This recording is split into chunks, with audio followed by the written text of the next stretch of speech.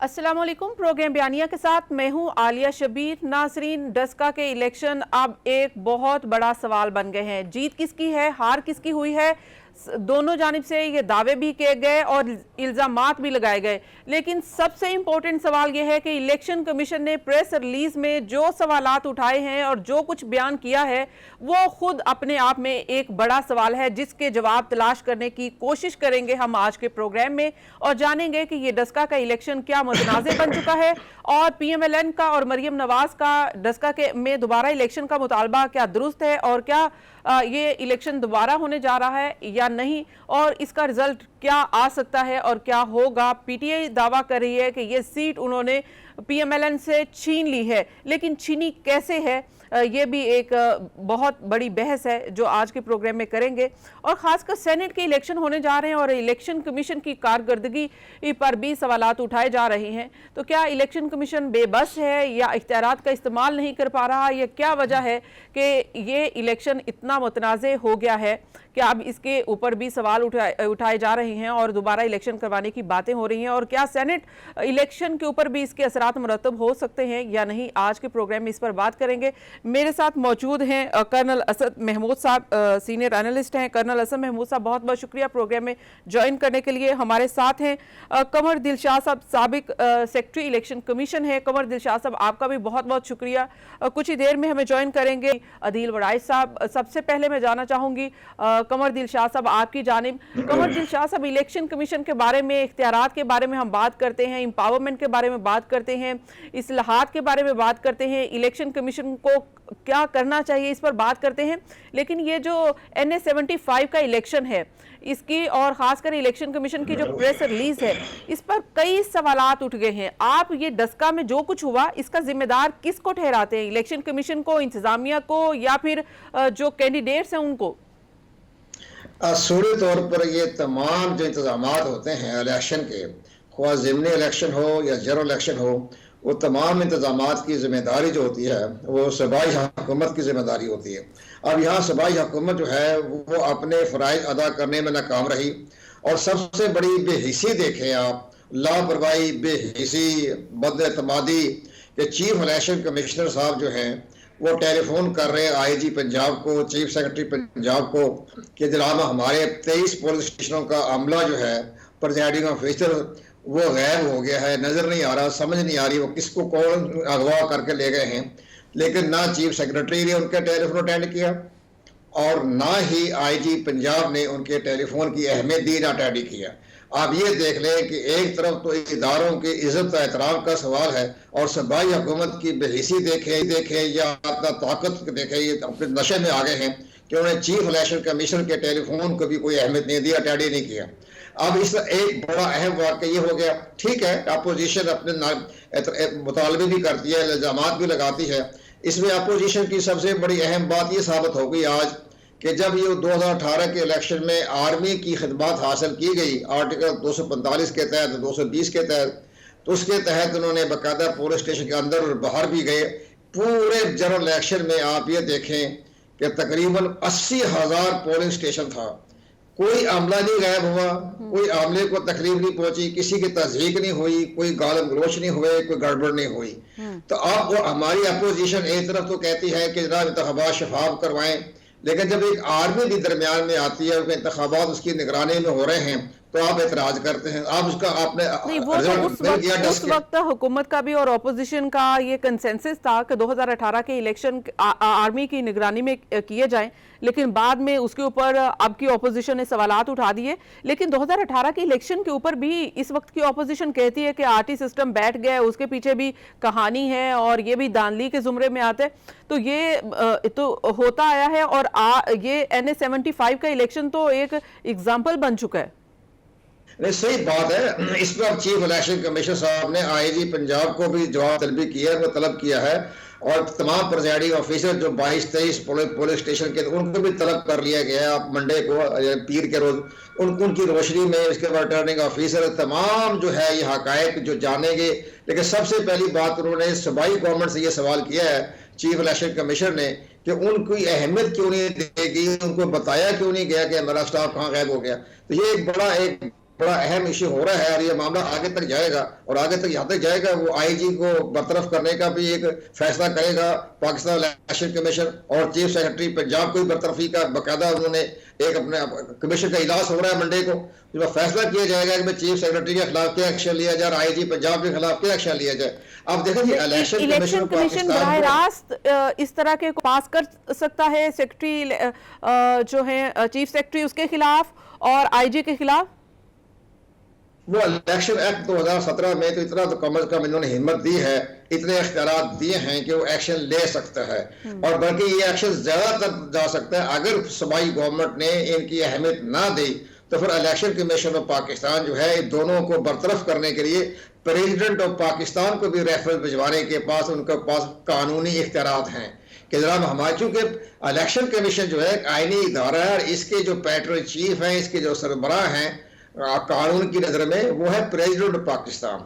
हाँ। इसमें हुकूमत का अमल दाखिल नहीं होता, प्रेसिडेंट ऑफ पाकिस्तान है। अब वो प्रेसिडेंट पाकिस्तान के नोटिस में भी लाएंगे, तहरीर तौर पर भी लाएंगे और मुमकिन है कि जब तमाम रिपोर्टें आ जाएं तो ये हमारी नजर में तो ये होता है कि ये 22-23 पोलिंग स्टेशनों पर चूंकि हंगामा हुआ है, स्टाफ गैर किया गया है, तो इन 22-23 प्रिजाइडिंग ऑफिसरों का जो पोलिंग स्टेशन है यहाँ दोबारा इंतखाबात हो सकते हैं। पूरे हल्के में इंतखाबात तो नहीं होते नजर नहीं आते मुझे, लेकिन ये 22-23 जो हमारे प्रिजाइडिंग ऑफिसर गैर किए गए इनके पोलिंग स्टेशन पर दोबारा इंतखाबात का इम्कान है। कमर दिलशाद साहब, अभी जो मुझे आपकी बात समझ आई है वो ये है कि इलेक्शन कमीशन बेबस रहा क्योंकि इलेक्शन कमीशन की किसी ने सुनी नहीं, सूबाई हुकूमत ने, सूबाई इंतजामिया ने, लोकल एडमिनिस्ट्रेशन जो है उसने इलेक्शन कमीशन की नहीं सुनी।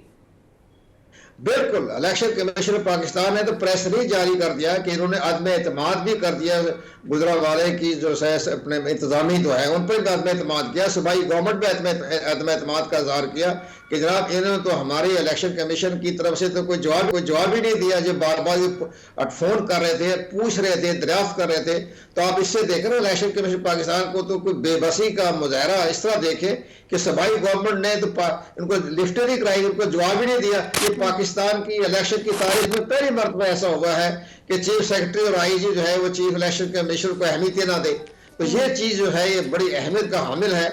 और मैं तो ये कहूंगा आपके प्रोग्राम की वसात से प्रोग्राम बड़ी अहमियत का हामिल है कि चीफ जस्टिस ऑफ पाकिस्तान को भी आज खुद नोटिस लेते हुए वो खुद लेना चाहिए कि ठीक है कि इलेक्शन कमीशन पाकिस्तान के पास कुछ इंतजामी मामलात में इतने इख्तियारात नहीं होते, लेकिन चीफ जस्टिस ऑफ पाकिस्तान ने बार बार कहा है कि इलेक्शन कमीशन के इख्तियारात जो है वो सुप्रीम कोर्ट से भी ज्यादा हैं। वो किसी भी अहम शख्सियत को तलब कर सकते हैं, करप्ट प्रैक्टिस को खत्म करने के लिए वो आखिरी हद तक जा सकते हैं।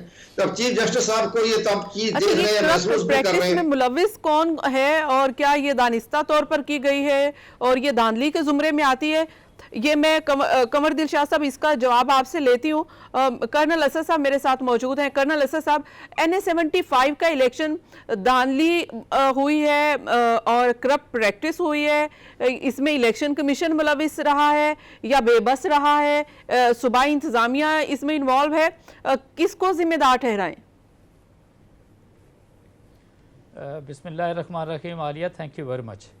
पहले तो मैं आपसे ये कहूँ कि जो ओवरऑल ये लॉलेसनेस को आप देखते हैं पूरे मुल्क के अंदर फैलते हुए, और सर्टली पहले तो मैं कहूँगा कि पंजाब हुकूमत ज़िम्मेदार है या फिर मरकज़ी हुकूमत की भी बात करते हैं या जो दूसरे सूबे हैं, एक तो एक लिहाज से मैं समझता हूँ कि इन सब की ज़िम्मेदारी आती है। फिर आपके यहाँ जो इस वक्त पोलिटिकल पार्टीज़ हैं और जिस तरह वो अपनी पॉलिटिक्स को वो ज़ातियात पे लेके चली गई, जो उन्होंने सियासी टेम्परेचर बढ़ाया, नफ़रत को, गुस्से को, इंतकाम, मतलब आप ये समझ लीजिए कि पाकिस्तान के अंदर एक्चुअली सियासत नहीं हो रही, ये एक दूसरे के साथ नफ़रत खेल रहे हैं और आम जो वर्कर है उसको भी उन्होंने उसी के अंदर लेकर आया। आप सोच सकती हैं कि उस दिन यानी 19 तारीख को जो ये सारे के सारा सिलसिला डस्का में हुआ, पूरे उस हल्के के अंदर फायरिंग होती रही है खुले आम। नेचुरली आजकल तो वो है कि सब लोगों ने मास्क फेस पे चढ़ाया हुआ है एंड अदर देन दैट उन्होंने अपने फेसेस को कवर किया हुआ होता है। यानी आप, मैं यकीन मानिए, मैंने कभी सोचा भी नहीं था कि जी ये इस तरह के इलेक्शन एक लिहाज से होंगे। और मैं समझता हूँ कि सबसे पहली तो जिम्मेदारी सर्टली मैं इलेक्शन कमीशन की कहूँगा, सूबाई चीफ इलेक्शन कमिश्नर की, कि जी आपका काम था कि इस सारी चीज़ों को बहुत बेहतर तरीके से कोऑर्डिनेट करते।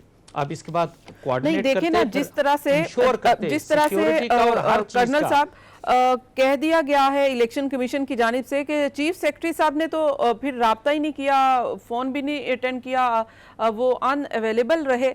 तो ये सारे सवालात तो ये है कि सूबाई गवर्नमेंट ने कोऑपरेट नहीं किया, कोऑर्डिनेट नहीं किया, रिस्पॉन्ड नहीं किया, तो जिम्मेदार तो सूबाई गवर्नमेंट है। मैं आपसे बिल्कुल इत्तेफाक करता हूँ कि ये आप ब्यूरोक्रेसी की बात करते हैं इस पंजाब की, या फिर आप पुलिस की बात करते हैं, ये किसी सूरत के अंदर भी आप ये कहें जी कि नहीं पिछले 2.5 सालों के अंदर कोई इनके अंदर बेहतरी आई है। ब्यूरोक्रेसी को कर्नल साहब, ब्यूरोक्रेसी को कौन चला रहा है? ब्यूरोक्रेसी को भी तो जाहिर है गवर्नमेंट चला रही है ना, और गवर्नमेंट यही सबसे नहीं आलिया, मेरा ख्याल है हमें इस पे हमें बात करनी चाहिए कि ये वो ब्यूरोक्रेसी है पंजाब की कि जिसके ऊपर नवाजिशें होती रही हैं।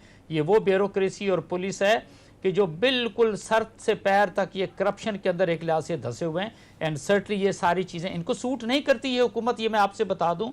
और बिल्कुल ये कह सकते हैं कि इस वक्त अगर पंजाब के अंदर उस्मान बुज़दार ने जो 2.5 साल के अंदर अपनी पीटीआई को, मैं समझता हूँ कि अगर जिस तरह का नुकसान पहुँचाया, जिस तरह की कमज़ोर ग्रिप आपने देखी इनकी ब्यूरोक्रेसी के ऊपर और फिर पुलिस के ऊपर, आप यकीन माने, आप तो खुद क्योंकि लाहौर के अंदर मौजूद हैं, यू आस्क द इनसाइडर कि जी सीएम हाउस के अंदर जो पीटीआई के जेन्युइन लोग हैं वहां पे तो उनका गुजर ही एक लिहाज से नहीं है। और उसी के साथ मैं आपसे ये कहूंगा, ओवरऑल ब्यूरोक्रेसी के हवाले से बहुत सारे सवालात उठाए जाते रहे कि ब्यूरोक्रेसी किस वजह से डर और खौफ का शिकार है, क्योंकि उनको ये लगता है कि अगर वो कोई काम करते हैं तो ये गवर्नमेंट उनके खिलाफ केसेस बन सकते हैं, चार्जेस आ जाते हैं और करप्शन के इल्जामात सामने आ जाते हैं और फिर नैब में मामलात चले जाते हैं।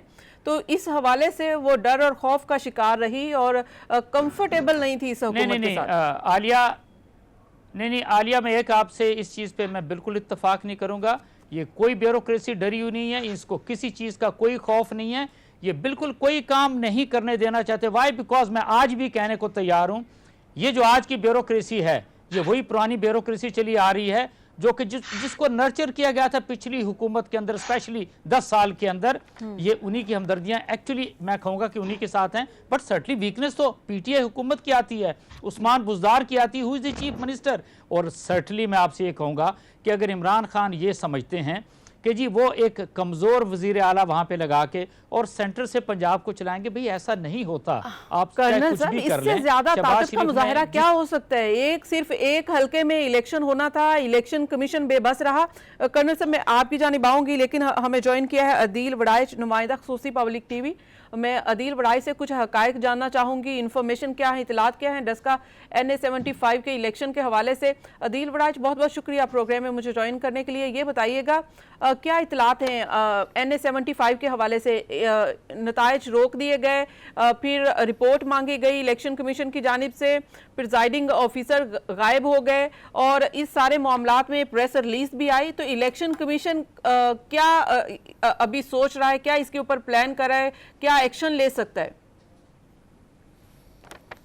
जी, इलेक्शन कमीशन ने 2 फैसले किए हैं। एक फैसला पीर के दिन उस पर इम्प्लीमेंटेशन होगी और जो दूसरा फैसला है वो मंगल को अदालत लगेगी इलेक्शन कमीशन ऑफ पाकिस्तान में।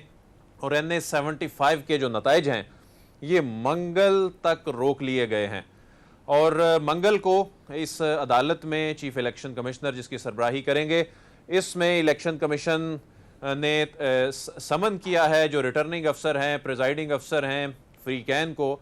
और इसमें जो रिटर्निंग अफसर की रिपोर्ट है वो रिपोर्ट इलेक्शन कमीशन को मौसूल हो चुकी है। इस रिपोर्ट में अभी तक किसी टेम्परिंग के हवाले से कोई शवाहिद का जिक्र नहीं किया गया, सिर्फ इतना कहा गया है कि जो मुकर्ररा वक्त गुजर गया है, ये वक्त गुजरने की वजह से उसके बाद चूंकि ये तमाम थैले आए हैं तो शकूक शुबहात हैं कि उसमें टेम्परिंग हो सकती है। इन तमाम शवाहिद का जायजा इलेक्शन कमीशन ने मंगल के रोज लेना है और इस बात का इम्कान है कि मामला मंगल से आगे भी जा सकता है और इसमें फिर रीपोल होगा, क्योंकि मरियम नवाज तो ये कह चुकी हैं कि पूरे हल्के में इंतखाब दोबारा होना चाहिए और देखना यह है कि इसमें रीपोल पूरे हल्के में होता है। नहीं, ये जो गुमशुदा बैट्स थे और पोलिंग ऑफिसर्स थे, उनकी जो अगवा का मामला था, तो ये रिकवर हुए और उनके पास से जो बैग बरामद हुए, आप उनकी बात कर रहे हैं? जी, अभी तक तो कोई अगवा या कोई ऐसी चीज या गुमशुदा हो जाना ऐसी कोई चीज सामने नहीं आई, कि लापता होने की चीज सामने नहीं आई। अभी तो जो उज़र उनकी जानिब से इब्तदाई तौर पर पेश किया गया है, जाहिर है उसको इलेक्शन कमीशन ने अभी तक तस्लीम नहीं किया। ये असल इलेक्शन कमीशन को जो इस बात पे, जो इलेक्शन कमीशन गुस्से में नजर आता है, वो इस बात पे नजर आता है कि जो इंतजामिया है वो नाकाम रही। ये उसका काम था, जिसने भी जो कोई डिले का जो कॉज है वो जिसकी वजह से भी हुई, लेकिन असल जो जिम्मेदारी है वो इंतजामिया पे आयद होती है। इस मरतबा फौज नहीं थी पोलिंग स्टेशन पे, इस मरतबा पुलिस का काम था पोलिंग स्टेशन से रिटर्निंग अफसर के दफ्तर तक ले जाने के हवाले से, और ये बुनियादी जिम्मेदारी पुलिस की थी। और आईजी साहब राब्ते में ही नहीं आ रहे थे, रात भर उनसे राब्ता किया जा रहा था, फोन अटेंड नहीं कर रहे थे। चीफ सेक्रेटरी साहब से एक मरतबा राब्ता हुआ, उसके बाद वो भी अनअवेलेबल हो गए। तो जाहिर है इंतजामी मामलात हो गए, जितने भी ब्यूरोक्रेसी के हो गए, ये सारे मामलात तो जाहिर है कि सूबाई हुकूमत देखती है, और सूबाई हुकूमत पाकिस्तान तहरीक इंसाफ की थी और खुद वो इलेक्शन कंटेस्ट कर रहे थे। तो क्या वो असरअंदाज हो रहे थे इस इलेक्शन के ऊपर? इस पर बात करेंगे। अदील वड़ाई साहब, आपकी राय लेंगे, लेकिन एक ब्रेक के बाद। Keep watching.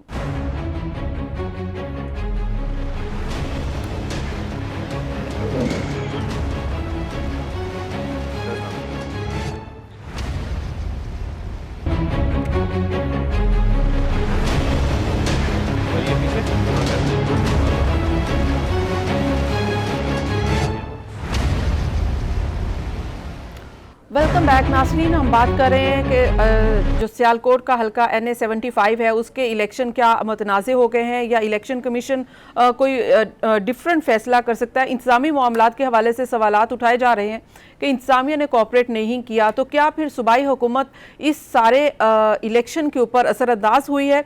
अदील वड़ाई, क्या खबर है आपके पास कि क्या फिर सूबाई हुकूमत इंतज़ामिया के ऊपर और इस इलेक्शन के ऊपर असरअंदाज हुई है? उन्होंने अपना असर और रसूख इस्तेमाल किया है, अपनी पावर का इस्तेमाल किया है? देखें, दिन भर जो पोलिंग स्टेशन की सूरत हाल देखें तो वहां पर जो जिस तरह की सूरत हाल थी, अफसोसनाक सूरत हाल थी, और 2 लोग जो हैं वो उनका जानी नुकसान हुआ, कुछ लोग जख्मी हुए। तो ये कोई वन साइडेड नहीं था, ये दोनों साइड से था, और दोनों एक दूसरे को मुर्दे इल्जाम ठहरा रहे थे। तो यही हमारी पाकिस्तान की, और खास तौर पे इन इलाकों की जहां पर ये बाई इलेक्शन हो रहे थे, यहां का जो सियासी कल्चर है वो इसी तरह का ही है। फौज तो इस मरतबा थी नहीं पोलिंग स्टेशन के अंदर, तो इस मरतबा जो पुलिस की जिम्मेदारी थी, वो सबसे पहली ये बात जो एस्टैब्लिश हुई है वो तो ये है कि पुलिस अपनी जिम्मेदारी अदा करने में नाकाम रही। अब हुकूमत की वजह से या हुकूमती मशीनरी की वजह से ये 20 लोग कहीं लेट हो गए, गायब हो गए, ये नहीं कुछ कहा जा सकता। जी, जाहिर है कि ये फिर अब मंडे को साइंस समझते हैं। जी, जाहिर है कि ये मंडे को उन पुलिस अफसरान और इंतजामिया के उन लोगों से मुतल्लिक एक आला सतह कमेटी बनने जा रही है मंडे को, क्योंकि इलेक्शन कमीशन के लिए भी ये टेस्ट केस है कि एक हल्का नहीं संभाला जा रहा। अगर फौज डिप्लॉय नहीं होती तो फिर तो ये जो इलेक्शन का क्या होगा? तमाम इंतजामिया अगले इलेक्शन पर तो फिर बड़े सवालात उठ जाएंगे, कंट्रोल नहीं कर सकता। जी सही। कमर दिलशाह साहब, आपको क्या लगता है कि इस सारे प्रोसेस में NA-75 का जो इलेक्शन था, इसके ऊपर सूबाई हुकूमत असरअंदाज हुई? तो अगर असरअंदाज हुई है तो ये तो फिर इलेक्शन जो है वो मुतनाज़े हो जाएगा। देखिए, हबीबुल्लाह वड़ाइच ने जो बात की है वही पॉइंट ऑफ व्यू मैंने अपने इंट्रोडक्शन रिमार्क्स में बता दिया था कि सूबाई हुकूमत ने इलेक्शन कमीशन ऑफ पाकिस्तान के साथ ताउन नहीं किया। हमने भी यही कहा कि चीफ सेक्रेटरी उनके राब्ते में नहीं रहा, IG पंजाब को फ़ोन करते रहे, चीफ इलेक्शन कमिश्नर, उन्होंने कोई रिस्पॉन्स नहीं दिया। तो ये तो हबीबुल्लाह वड़ाइच साहब तो वहीं गवाह थे, देखते थे, उन्होंने हमारे पॉइंट ऑफ व्यू को भी एक किस्म का मोहर तस्दीक लगा दी, एग्री कर लिया। अब हमारा मामला ये होता है कि ये सूबाई हुकूमत की एक बाकायदा जो है सोची समझी स्कीम के तहत उन्होंने इसको नज़रअंदाज किया, चश्म पोशी की। ज़ाहिर है कि इस चश्म पोशी का असल हल निकालने के लिए इलेक्शन कमीशन पाकिस्तान ने जो मंडे को बड़े हाई पावर का इजलास तलब कर लिया है, जिसमें वो चीफ सेक्रेटरी से भी जवाब तलबी कर रहे हैं, IG पंजाब से भी सवाल जवाब कर रहे हैं, इसी तरह प्रिजाइडिंग ऑफिसरों को भी तलब करके पूछा जा रहा है कि तुम 8-10 घंटे कहाँ गायब रहे। ये सारी सूरत हाल जो सामने आ जाएगी तो फिर एक पूरा वाइट पेपर की शक्ल में इलेक्शन कमीशन ऑफ पाकिस्तान कौम के सामने रख देगा, क्योंकि सुप्रीम कोर्ट के चीफ जस्टिस साहब ने जिस अंदाज से इलेक्शन कमीशन ऑफ पाकिस्तान की कारकर्दगी पर अपनी गहरी तशवीश का इज़हार किया और साथ ये भी कहा कि आपके पास तो बेपनाह इख्तियारात हैं, आप आइन के आर्टिकल 218 का मुताला करें, पढ़ें, इसमें जिस अथॉरिटी को चाहे आप तलब कर सकते हैं। आपके इख्तियारात तो सुप्रीम कोर्ट से भी ज्यादा हैं। जब इतनी ज्यादा एम्पावरमेंट कर दी चीफ जस्टिस पाकिस्तान ने, तो फिर अब इलेक्शन कमीशन ऑफ पाकिस्तान ने भी इस पर शदीद रिएक्शन देना है। और हमारे इत्तला के मुताबिक वो बाकायदा इस मसले को अपना IG पंजाब की बरतरफी का और चीफ सेक्रेटरी पंजाब की बरतरफी की भी सिफारिशात जो है वो election commission of Pakistan president of Pakistan को पेश करेंगे, क्योंकि कानूनी तौर पर प्रेसिडेंट पाकिस्तान ही इलेक्शन कमीशन और आईनी इदारों के सरबराह होते हैं, अलामती समझें या इंतजामी समझें या कानून के मुताबिक, आइन के मुताबिक।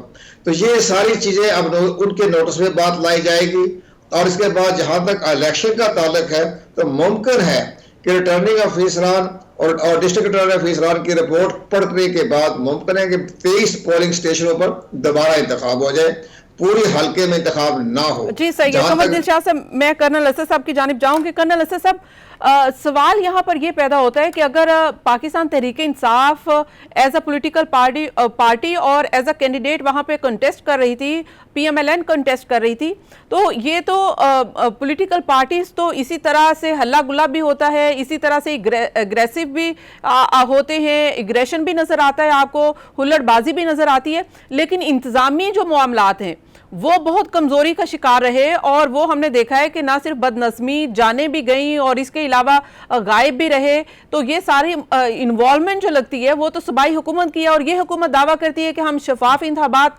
ना सिर्फ करवाना चाहते हैं ये इंतखाबात बल्कि सेनेट के भी शफाफ इंतखाबात चाहते हैं और आइंदा इलेक्शन भी शफाफ चाहते हैं। तो ऐसे होंगे शफाफ इंतखाबात?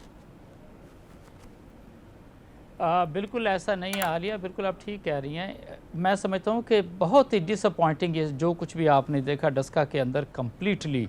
मैं समझता हूँ कि इसके अंदर डिस्ट्रिक्ट एडमिनिस्ट्रेशन या इवन पंजाब एडमिनिस्ट्रेशन की बात करते हैं, फिर उनके RPO को लेकर आएँ, उनके DPO को लेकर आएँ, SDPOs वहाँ पर आते हैं।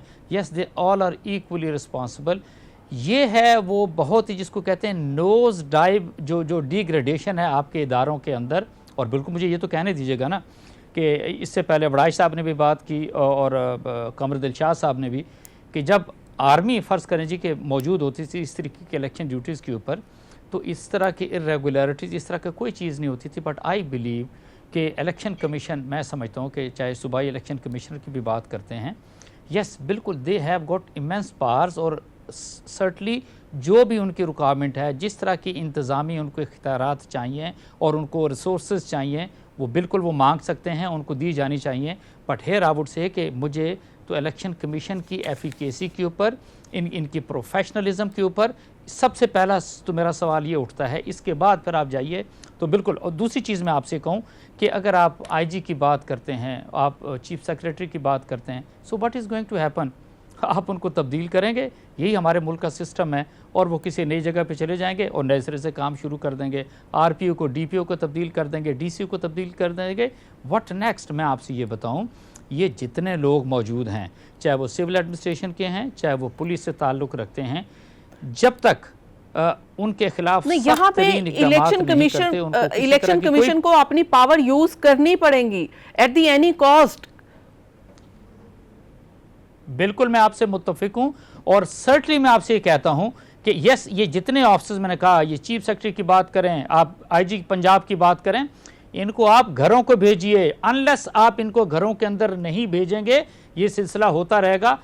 Let's start it basically from the tuska. जो भी होता है इलेक्शन अगर इन्होंने ख़त्म करने हैं, नए सिरे से कराने, let it be like that. और मैं आपसे बताऊं कि जब इन सारे अफसरों को ना मुलाजमतों से फारिग करके घर आप भेजेंगी ना, तो आप देखें इसके बाद जो आगे अफसर आएंगे वो किस रिस्पॉन्सिबिलिटी के साथ, किस तनदही के साथ और किस अलर्ट तरीके से ये इलेक्शन कराएंगे। This is something very important. ये आपकी जो ब्यूरोक्रेसी पुलिस है, this is absolutely right. Adeel Waraich, क्या वजह है कि इलेक्शन कमीशन कोई भी इलेक्शन हो वो करवाने में कामयाब नहीं हो पाता, उसमें कंट्रोवर्सी सामने आती है, आरटीएस का बैठ जाना और उसके बाद अभी ये इलेक्शन आपने देखा कि मुतनाज़ हो जाना और धांधली होना, ये सब मामलात हैं। इलेक्शन कमीशन एम्पावर होने के बावजूद भी पावर इस्तेमाल क्यों नहीं करता? क्या वजह है ये मामलात फिर पॉलिटिकल पार्टी और सूबाई हुकूमतों पर डाल दिए जाते हैं कि ये उनकी इन्वॉल्वमेंट से हुआ है? जी, इलेक्शन कमीशन को बड़ी पावर दी गई हैं, बल्कि अगर हम सिर्फ कल के इलेक्शन की बात करें तो कल के दिन और अभी जब तक ये नतीजा आना है, तमाम एग्जीक्यूटिव अथॉरिटीज़ सूबे की हैं, ये इलेक्शन कमीशन के मातहत हैं। यानी इलेक्शन कमीशन ही की हुकूमत उस वक्त होती है, वही उसी की पावर होती है, वो तमाम जो अथॉरिटीज़ हैं आइन के तहत उसके मातहत आ जाती हैं।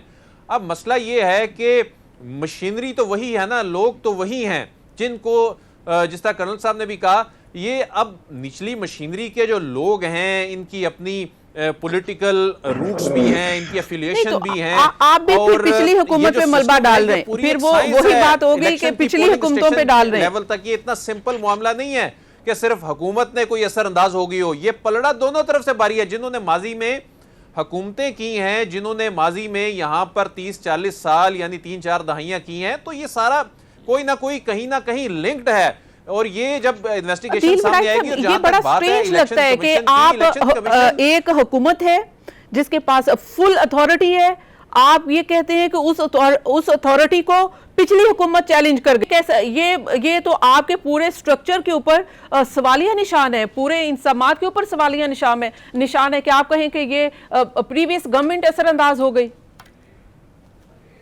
जी, यहाँ पे एक ब्रेक शामिल कर लें, मजीद बात करते हैं। अदील बराई साहब इसके ऊपर बात करते हैं, लेकिन एक ब्रेक शामिल करनी है, मजीद बात करेंगे एक ब्रेक के बाद। ठीक हो जाए।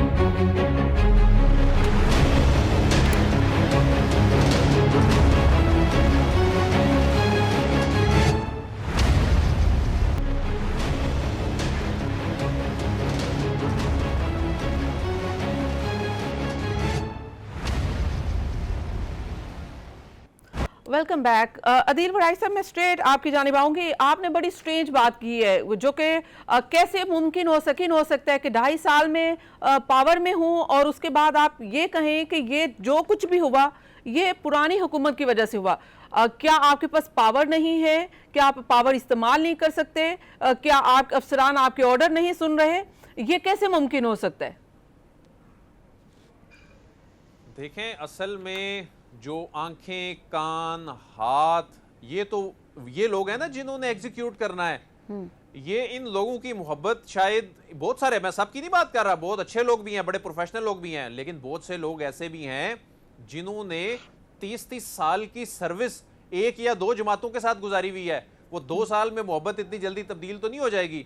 और मैंने प्राइम मिनिस्टर साहब का जब इंटरव्यू किया, उनसे सवाल भी ये किया कि क्या वो जो ब्यूरोक्रेसी में रिफॉर्म्स आप लाना चाहते हैं, आप इससे मुतमिन हैं? तो उन्होंने कहा मैं पंजाब की ब्यूरोक्रेसी से बड़ा मुतमिन हूं। तो इसका मतलब है कि पंजाब की ब्यूरोक्रेसी उन्हें जो दिखा रही है वो उसी अंदाज से, उसी ऐनक से वो देख रहे हैं। तो फिर तो अदील बराई साहब, फिर तो पंजाब की ब्यूरोक्रेसी पीटीआई के ऑर्डर मान रही है, फिर तो आप पिछली हुकूमत पर नहीं डाल सकते कि ये जो कुछ भी हुआ, अगर ब्यूरोक्रेसी ने फॉलो नहीं किया तो अवॉइड नहीं किया, तो इसका मतलब ये नहीं है कि ये पिछली हुकूमत के असर और रसूख हो सकते हैं। देखें, मैंने कतन ये नहीं कहा कि पिछली हुकूमत ने ये वाकया कराया है। मैं तो असर और रसूख की बात हुई है ना, ये चीज ब्यूरोक्रेसी अब ये तो चीज सामने आएगी ना, वो जब प्रिजाइडिंग अफसरान सामने आएंगे, रिटर्निंग अफसर की जो अभी मजीद एक रिपोर्ट सामने आनी है, टेम्परिंग हुई है नहीं हुई, ये लोग कौन थे, इन्हें किसने रोका, उठाया या जो भी किया, ये तो अब सामने चीजें, ये तो हम अजम्पशंस पे बात कर रहे हैं। लेकिन अब जो एक इस पे अब इलेक्शन कमीशन जो खुद फैसला करने जा रहा है, ये अब सुनी सुनाई बातों पे नहीं करने जा रहा है, इस पे एक आला सतह कमेटी पीर को बनने जा रही है। आला सतह कमेटी जो रिकमेंड करेगी और इलेक्शन कमीशन शायद अनप्रेसिडेंटेड इस पे कोई फैसला करे, क्योंकि माजी में इलेक्शन कमीशन पावर्स 1973 से हैं, लेकिन ये पिछले चंद सालों में इलेक्शन कमीशन की पावर्स, इसकी एम्पावरमेंट की बात हो रही है। फिर वो जो वतन पार्टी का केस था, इसके अलावा सुप्रीम कोर्ट के वक्तन फवक्तन जो फैसले आते जा रहे हैं सामने, इन फैसलों के बाद इलेक्शन कमीशन मजीद एम्पावर होता जा रहा है। अभी जो सेनेट इलेक्शन के हवाले से प्रोसीडिंग चल रही है, जो सदारती रेफरेंस है, इसमें बार बार सुप्रीम कोर्ट कह रही है कि आपके पास इतनी वास्ट पावर्स हैं, आप इन्हें इस्तेमाल करें। कानून में तरमीम किए बगैर, आइन में तरमीम किए बगैर आप इन्हीं पावर्स को इस्तेमाल करें तो बहुत कुछ हो सकता है। ये वक्त के साथ साथ बेहतरी की तरफ तो चीजें जा रही हैं। जी सही, लेकिन बात जी वही ठीक है है कि आपने जब जनरल इलेक्शन कराना है, ये तो एक हल्के की बात है, उसमें तो पूरे पाकिस्तान के 80,000 85,000 पोलिंग स्टेशन जो इस मरतबा 1 लाख से बढ़ जाएंगे, जी ठीक है, आपने कंडक्ट करना है। जी ठीक है इतनी कमर बड़ी दिल शाह साहब, एक्सरसाइज, जी ठीक है जहां अदील बैठे बड़ाइच, 5 लोग, कमर दिल शाह उनको साहब, कंट्रोल करना है। कमर दिल शाह साहब, ये बताइएगा कि सेनेट इलेक्शन भी इसी माहौल में होने जा रहे हैं, तो अगर सेनेट इलेक्शन भी इसी माहौल में होते हैं, इलेक्शन कमीशन इसी तरह बेबस है, तो कैसे सेनेट इलेक्शन को सब काबिल कबूल सबके लिए होंगे?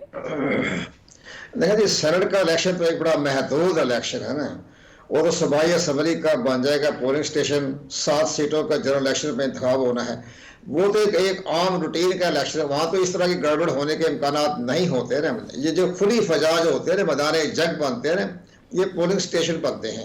यहाँ हर पार्टियों यहाँ पे मेरा सवाल इस तनाजुर में था कि इसमें इलेक्शन कमीशन ने सेनेट के लिए भी जो ओथ मांगा है, जो बयान हल्फी मांगा है, क्या उसकी भी कोई वैल्यू होगी? वो एक पेपर साइन करना ही है या उसके ऊपर वाकई कोई अमल दरामद भी होगा? देखो, जैसे हमारा पॉइंट ऑफ व्यू ये आ रहा है, जब से ये सेनेट का सिलसिला चल रहा है सुप्रीम कोर्ट ऑफ पाकिस्तान में, तो ये हमारा मामला ये चल रही है। हलफनामा जो बनाया गया है, ये बड़ा, इसके अंदर बड़ा एक जानदार किस्म हलफनामा है, जिसमें ये कहा गया है कि मैंने किसी से हार्श ट्रेडिंग नहीं ली, कोई करप्ट प्रैक्टिस में मैं मुलव्वस नहीं रहा हूँ, और ना ही मैंने ब्राइबरी की है, रिश्वत ली है, करप्शन ली है। तो वो एक बड़ा खूबसूरत सा एक हलफनामा जो है वो सुप्रीम कोर्ट ऑफ पाकिस्तान ने इशारा दिया था। सुप्रीम कोर्ट ऑफ पाकिस्तान ने इशारा दिया था कि आप एक हलफनामा भी कर सकते हैं। उस इशारे पर इलेक्शन कमीशन पाकिस्तान हलफनामा तैयार करके सुप्रीम कोर्ट ऑफ पाकिस्तान पेश कर दिया। अब वो एक उसकी भी एक कानूनी हैसियत बन जाएगी और कमीशन के अटेस्टेशन के बाद। लेकिन बहरहाल कोशिशें जारी है, और इलेक्शन कमीशन पाकिस्तान में सबसे बड़ी अहम बात यह है, गैर मुल्की नेशनल इलेक्शन प्रोजेक्ट कर लेता है, असेंबली में बैठ जाते हैं, इसके बावजूद भी इलेक्शन कमीशन को कुछ पता नहीं होता। ये बयान हल्फी क्या करेगा? चीफ इलेक्शन कमिश्नर वो अपने ज़ाब्ते की कार्रवाई में 5 साल पूरे कर दिए, इन्होंने इसके ऊपर एक्शन लेना है। जैसे बड़ाई साहब ने भी कहा, मैं भी कह रहा हूं कि इसके ऊपर इलेक्शन कमीशन ने चंद रोज में बड़ा अहम फैसले करने हैं, जिससे पूरा सियासी सिस्टम, इंतखाबी सिस्टम पे बड़े गहरे असरात पड़ेंगे। तो मुमकिन है कि ये चीफ सेक्रेटरी के प्रति का फैसला कर दे। जी ठीक है कर्नल साहब, आप सेनेट इलेक्शन इस सारे माहौल में होने जा रहे हैं, आप इसके ऊपर कमेंट कर दीजिएगा। जी देखिए, मैं एक आपसे अर्ज करूं, सेनेट के इलेक्शन होने जा रहे हैं, मैं तो इसको ये कहूँगा कि आम आदमी से तो किसी का कोई लेना देना, मेरे आपसे कोई ताल्लुक नहीं है। एंड मैं ये भी कह सकता हूँ कि मुझे इस सेनेट से, और स्पेशली जो सेनेट के बाकी लोग अभी इससे पहले बामर रह जाएंगे, अब उससे कि मैं तो हर एक पे शक करूँगा ना कि सारे के सारे पैसे दे के तो सेनेटर बने। I don't have any trust in these senators. और सच्ची बात है, एक छोड़ आप इन लोगों से 10 हलफनामे ले लें, कुछ नहीं होने वाला। हाँ, एक चीज़ मुझे थोड़ी सी बेहतर लगी, और जिसके अंदर मैं समझता हूँ कि सुप्रीम कोर्ट के अंदर जब बहुत सारी बातें कही गई, तो हमारे चीफ जस्टिस ने ये बात ज़रूर कही है कि जी इट इज़ इलेक्शन कमीशन जिसने इंश्योर करना है कि वो जो प्रोपोर्शनेट रिप्रेजेंटेशन है मुख्तलिफ असम्बलियों के अंदर पार्टीज़ की, वो उसी तनासब के साथ सेनेटर्स आने चाहिए सेनेट के अंदर। That is the only way कि जहाँ आप सोच सकते हैं कि मे भी कुछ बेहतरी की बात हो।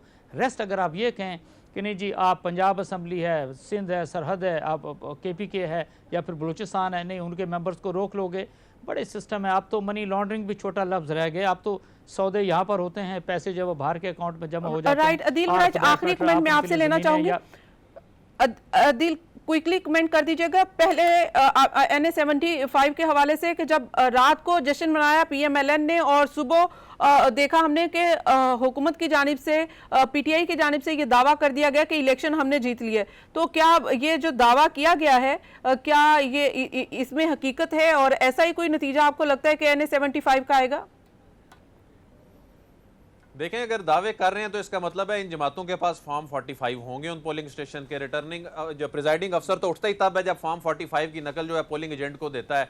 फिर जब ये अपने अपने फॉर्म 45 की नकलें लेकर आएंगे, उसका कंपैरिजन किया जाएगा जो रिटर्निंग अफसर को प्रिजाइडिंग अफसर ने दिया है, दूध का दूध और पानी का पानी हो जाएगा। और ये जो सियासी जमातें इस सारे मामले को अब लीगल की बजाय पॉलिटिकल फ्रंट पे लड़ने की कोशिश कर रही हैं, ये फैसला आ जाने के बाद भी एक फ्रीक तो रोता ही रहेगा, चाहे उसमें से कोई भी हो, और उसको अगली इससे बड़े फोरम्स पे जाके चैलेंज भी करेगा। बहरहाल अब ये सूरत हाल है कि जो 20 पोलिंग स्टेशन हैं उन पे दाग तो लग गया है। अब उसमें मेरे ख्याल में तो अब उसमें री इलेक्शन होना चाहिए, चाहे जो हक पे कोई भी खड़ा है, लेकिन उसमें दूध का दूध जाहिर है कि इसमें इलेक्शन कमीशन का अब बॉल जो इलेक्शन कमीशन के कोर्ट में है। बहुत बहुत शुक्रिया अदील वड़ाइश, और हमारे साथ कर्नल असद थे। कमर दिलशाद साहब, बहुत बहुत शुक्रिया आपका भी प्रोग्राम में वक्त देने के लिए। नासरीन, ये तो तज्जिया था, जाहिर है कि एक राय थी आइनी, कानूनी और सियासी लिहाज से, और अदील वड़ाइश ने कुछ हकाइक भी हमें बताए कि क्या थे।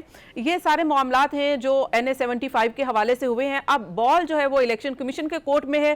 इलेक्शन कमीशन अपनी पावर यूज करते हुए, चाहे किसी की भी गफलत है, बद इंतजामी है, बदनज़मी है, उसके ऊपर फैसला इलेक्शन कमीशन ने करना है।